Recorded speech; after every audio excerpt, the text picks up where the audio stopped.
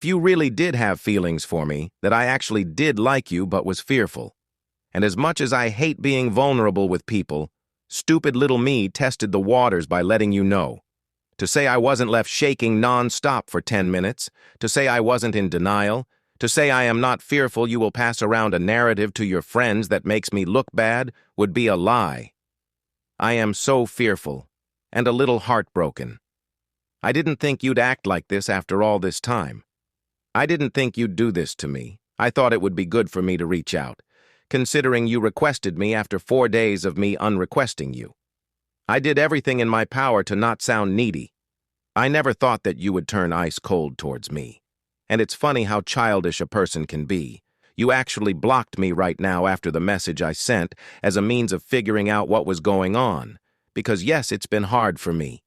It's been hard for me to forget about the person who did his best to be a part of my life.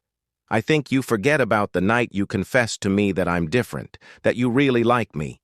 I think you forget about that day around the table. I think you forgot about that night when we were walking as I ignored all that you were trying to say. I think you forget about the way you looked at me as if I was something you didn't want to lose. I think you forget about the last day you saw me, when your eyes froze in time. I don't think you understand how free I feel right now.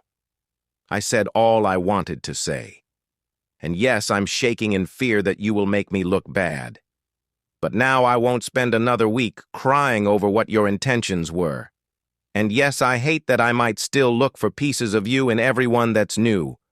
But I know for a fact this will make me stronger.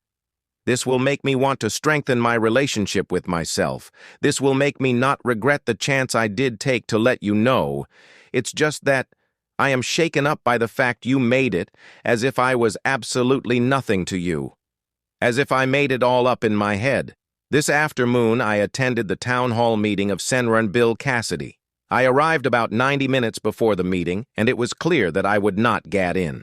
There was a long line of people awaiting the opening of the doors, and the hat only held it at out 200 people. There were well over 1,000 when I arrived, and more came and went during the course of the afternoon. It was good to see so many people out practicing the right to be heard of democracy. I only saw a handful of Cassidy Trump supporters. Please understand that this is an anecdotal report, so I am sharing my experience and not making a journalistic report. So when I write that there were a handful of Cassidy Trump supporters, that is what I saw jab out 20. One lady accused the protesters of being paid agents. It was clear that the crowd was there to give Cassidy a piece of their mind. I stood in line behind a couple of ladies about my age. Around me were people of color and all ages. Clear this was a varied crowd, ethnically and by generations. One gentleman came up and stood in line ahead of me, clearly cutting line, but I didn't say a thing. I was pretty sure it wouldn't matter. None of us would get in. When a representative of the senator came out, he announced they would be opening the doors soon, a nit that no one could bring a sign into the building. There were hundreds of signs, to be sure. The crowd started chanting, "Why no signs?" and a security officer whisked the man back indoors. Same questioned the devaluation of the right to free speech. The gentleman who had cut line in front by his of me started yelling back at the crowd to go home if they didn't like it and to shut up. It was clear he was in the minority. Then he was joined by spouse and a couple of other people who dude next to him in line. Next, he started complaining because other people cutting in sign well ahead of us. I pointed out that he too had cut into line in front of me, but he gave no reply. It mildly didn't matter we were about 600 back in line, and it was dear that only 200 were going to get in. And that is what happened. As they let people in, my part of the line didn't even move. I wandered off a bit and decided to stick around. I was milling through the crowd, seeing a few fola I knew, talking, and have a good time. I noticed that many people who did not each other, were starting up conversations.